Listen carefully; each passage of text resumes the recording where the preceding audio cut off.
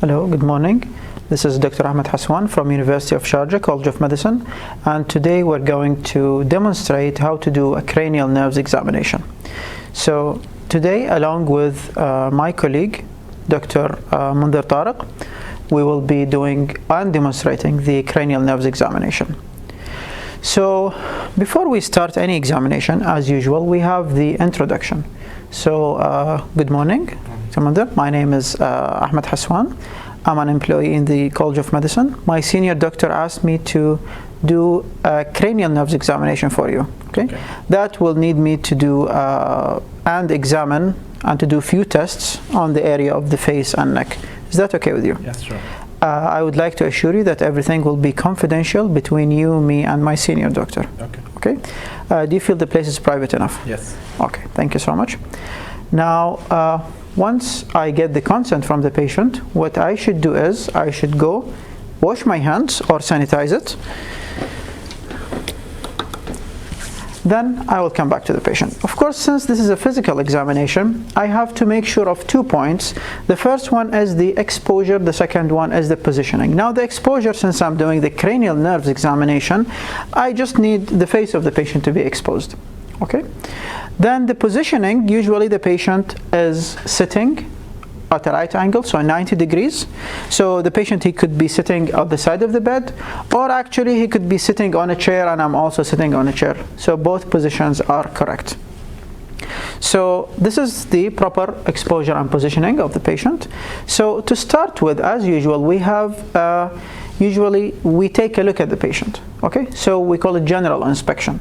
So first of all, the patient looks well, he is comfortable in bed, he is not in acute distress. Okay, this is the general inspection. Then we would take and comment over few points, just inspection of the examination we're doing. So we're examining the cranial nerves. So what we will do is we will inspect for the presence of any abnormalities.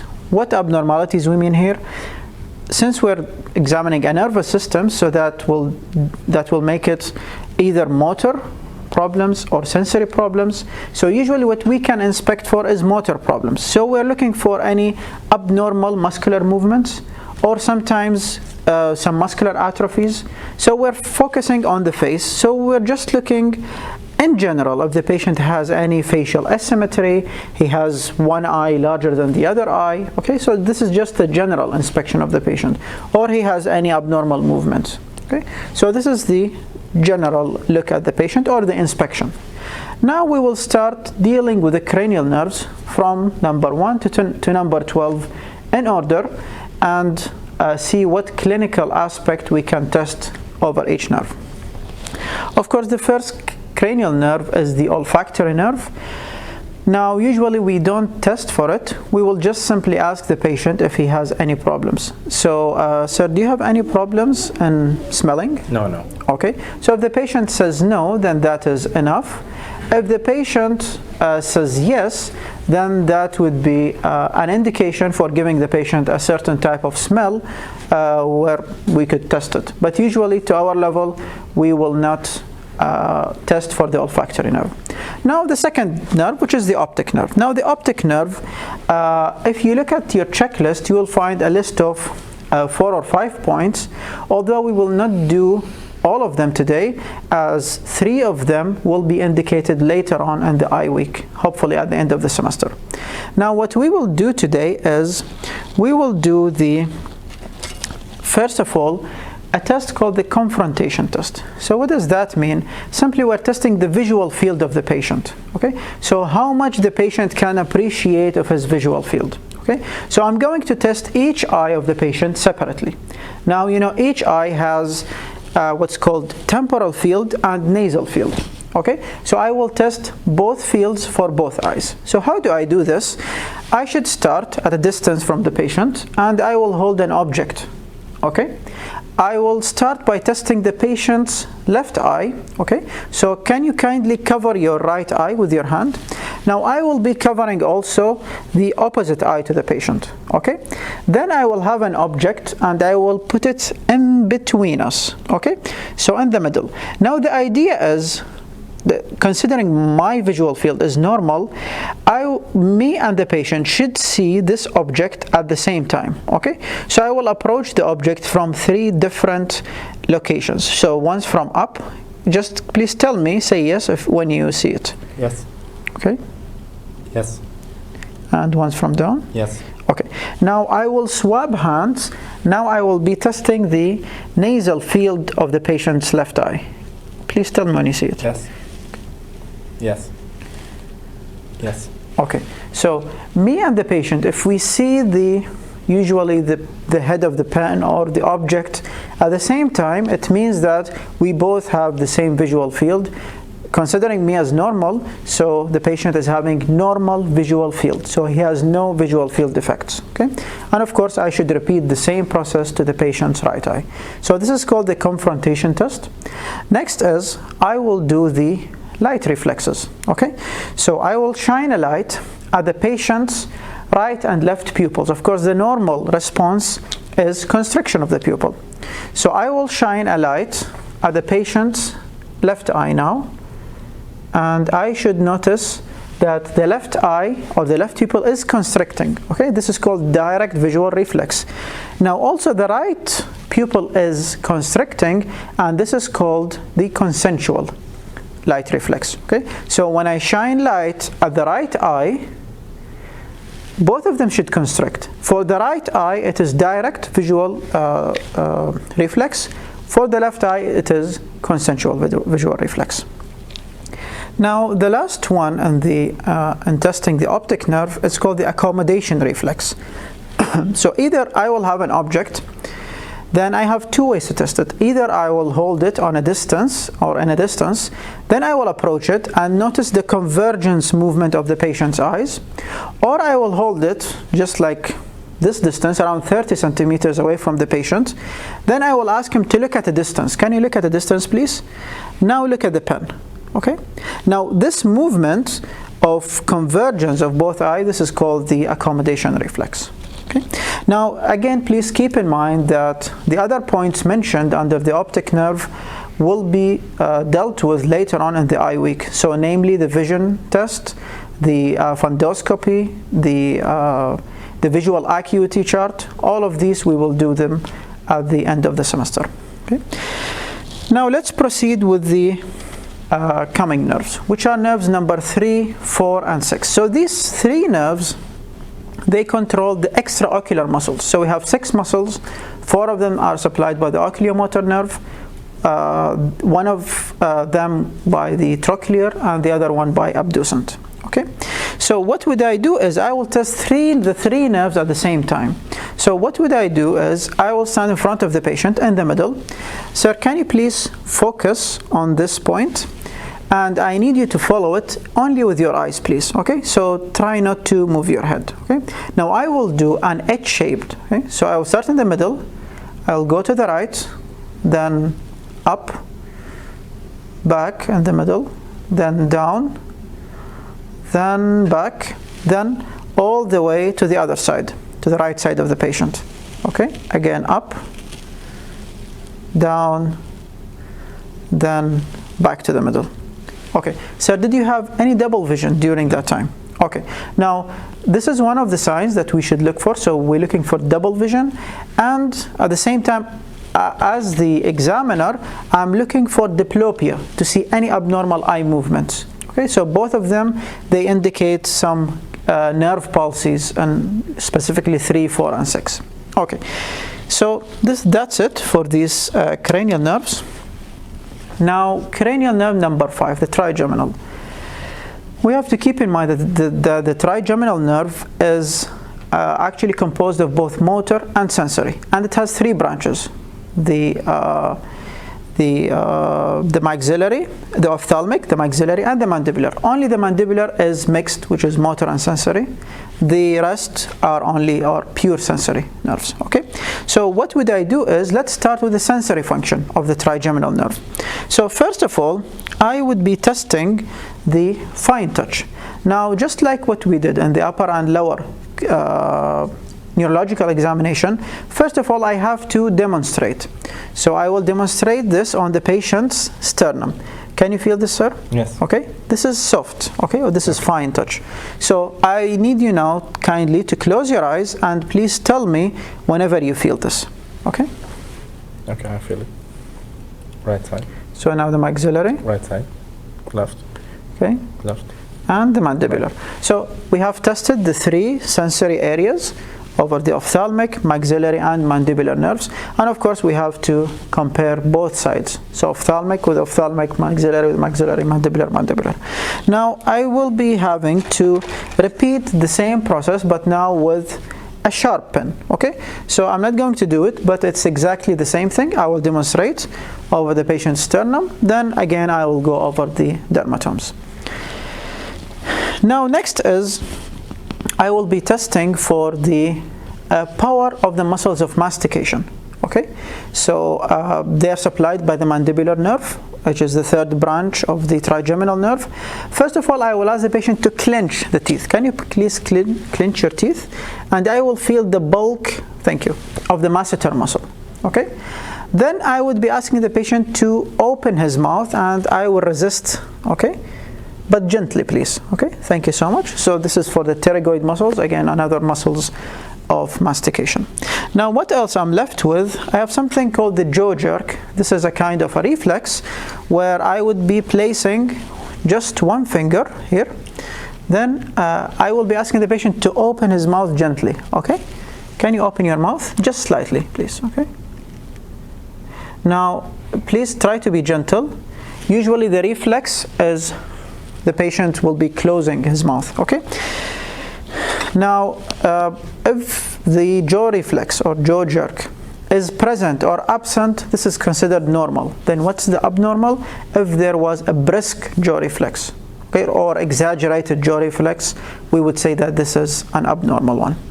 Now, the last thing before we actually leave the trigeminal nerve is actually doing something called the corneal reflex. Now, the corneal reflex, this is simply with a piece of cotton, I will be touching the cornea of the patient. Now, the sensory pathway here will be the trigeminal nerve. Then the motor pathway, it will be through the facial nerve, causing closure or contraction of the orbicularis oculi muscle. Okay? So, can you please look at this side? Okay. Okay, so that's simply what happens. So touching the patient's cornea with a piece of cotton gently will cause immediate blinking of the patient's eyes. Okay. So now we're done with the trigeminal nerve. Now next is we have the facial nerve. Now the facial nerve will be having to divide the face into 2 halves. Okay, so we will be doing tests for the lower part of the face and for the upper part of the face for a certain reason that we will discuss later on. Now to start with the upper part of the face. Now what test we can do is we can ask the patient to look up. Can you look up, please? Okay, then can you see the wrinkles of the patient's forehead? Okay, so even I can feel it. Okay, thank you so much. This is the wrinkles of the occipitalis or front occipitalis muscle. Now, next is I will be asking the patient to hold his eyes. Okay, sorry, I will just take the glasses. Okay. I'm sorry. So, can you please close your eyes and try to resist them, but please gently. Okay, thank you so much. Now, the last thing is I will be asking the patient to frown. Okay, can you frown, please? And yes, and look at the wrinkles here at the forehead. Okay, so in the upper part of the face, we'll have to ask the patient to raise the eyebrows, both of them, close the eyes and frown. Now, how about the lower part of the face? Now, the lower part of the face, again, we will do 3 tests. The first one is smile. Okay, can you smile, please? Okay, thank you. So look at the angle of the mouth. Both of them should be symmetrical. Not anyone higher than the other one, or one of them is drooping. This is abnormal. Now, blow. I will ask the patient, can you do like this, please? Okay. Then I will just see and try to resist this gently to look for the power of the muscles here. Can you whistle, please? Okay, thank you. So the idea again is not about getting the whistling sound, it's about the movement of the facial muscles. Okay, so they have to be both symmetrical. Okay? Any, of course, asymmetry, this would be a sign of either an upper motor or lower motor neuron lesions of the facial nerve. Okay. Now going to the 8th cranial nerve. Now the 8th cranial nerve, the major tests, again, we will do it later on in the ENT week at the end of the semester, which is namely the Weber and Rene tests. Now what we will do today is we will do the whispering test. Okay, so simply I will be distracting the patient's ear on one side, okay, by doing a simple movement. Then on the other side I will whisper a number, and then I will ask the patient to repeat it. Okay, 44. 44. Okay, then I will go to the other side. 20. 20. Okay, thank you so much. Now next is the 9th cranial nerve. Now the 9th, which is the of course the glossopharyngeal, and the 10th, which is the vagus nerve, they're almost tested together. Okay, because the glossopharyngeal is a pure sensory nerve, the vagus nerve is supplying motor to some of the muscles and the palate. Okay, so the first thing I want to do is I will do the gag reflex. So with the tongue depressor, I will be putting the tongue depressor at the end or at the posterior end of the patient's tongue. Then the normal reflex is the gag reflex. So here will be the afferent pathway will be through the glossopharyngeal, the efferent pathway will be through the vagus nerve. Of course, I'm not going to do it, and it's just for mentioning. Okay. Now next is I will be testing for the uvula. So I will be inserting the tongue depressor, okay? Then I will be asking the patient to say ah. While the patient says that, I will be inspecting the uvula, which should be in the middle and should not be deviated to any side, as we will discuss later on. Okay. Now, furthermore, I can do further tests to the glossopharyngeal and vagus nerves by just simply talking to the patient. So, sir, what did you have for today's breakfast? I had some bananas and cornflakes. Okay, that's nice. So the idea is to ask the patient to talk, because lesions in these two nerves, they affect the phonation, so they affect the vocal cords. They result in abnormal sounds, okay, or abnormal type of speaking. Also, we can ask the patient to cough. Can you cough, please? Okay. Again, the sound of the cough, it might tell us if it's a bovine cough or other types of coughs that could indicate injuries to these to the vagus nerve.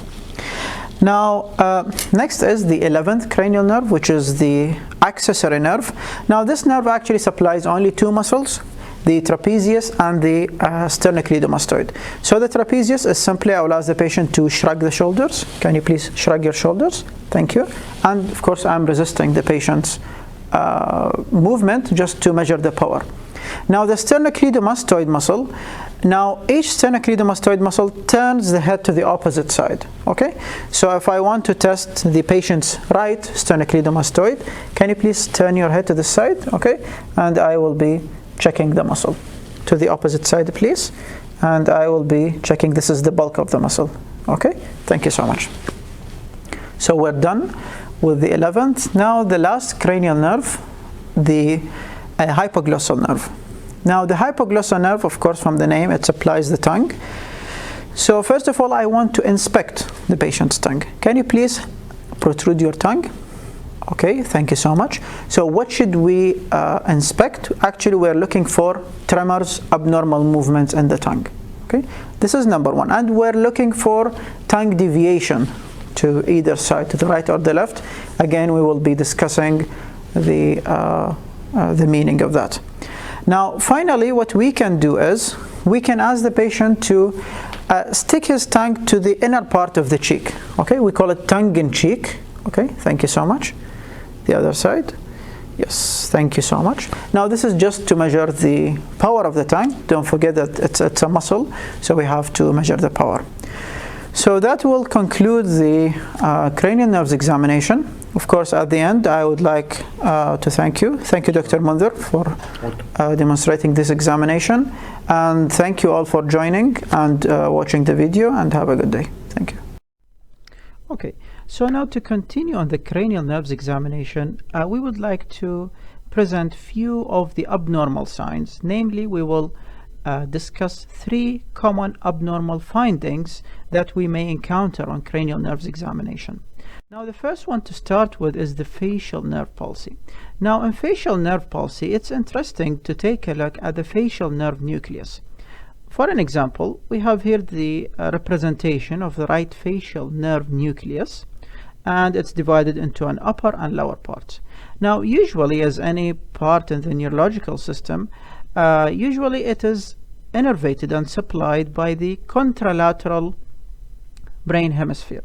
So the right facial nucleus should be innervated by the left brain hemisphere, which is what's happening here. So we have the left cortex supplying both the upper and lower part of the right facial nerve nucleus. Now one interesting point is that the upper part of the facial nucleus is also supplied by the ipsilateral brain hemisphere, leaving it called the bilaterally represented on both cortices, or it's called having dual innervation. Now this has very significant clinical finding, is that in patients with upper motor neuron lesions, I mean for example a stroke, let's say on the left brain hemisphere, the innervation of the right facial nucleus will be lost from the left brain hemisphere. But interestingly, the upper part will still be supplied by the ipsilateral cortex.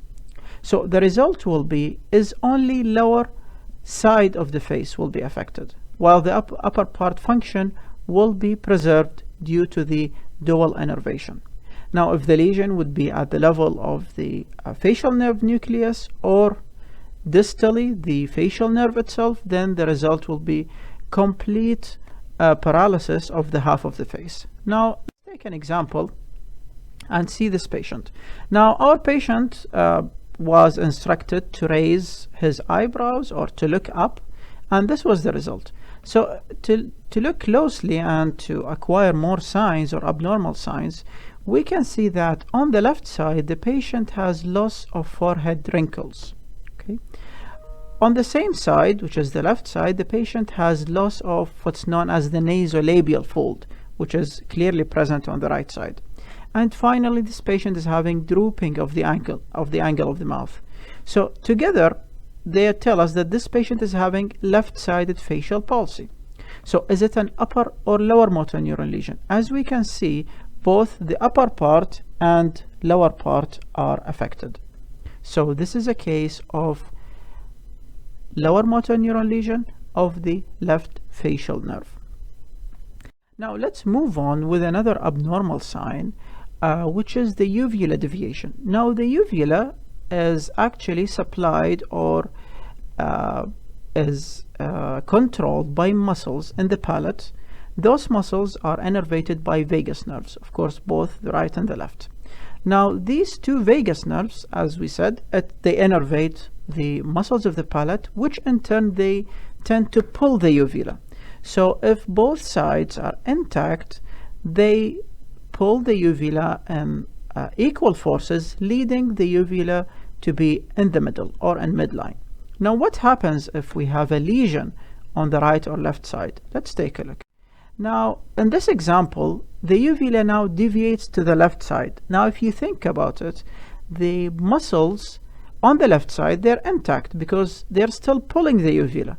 Now what we're missing is the effect of the muscles on the right side. So in this case, this is a case of right vagus nerve palsy. So actually the uvula will deviate to the normal side and away from the affected or abnormal side.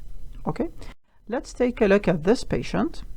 Now clearly the uvula, it is deviating to the left side. So since the muscles function here is pulling, so the left side is actually the one which is normal because the muscles are still intact and doing their job.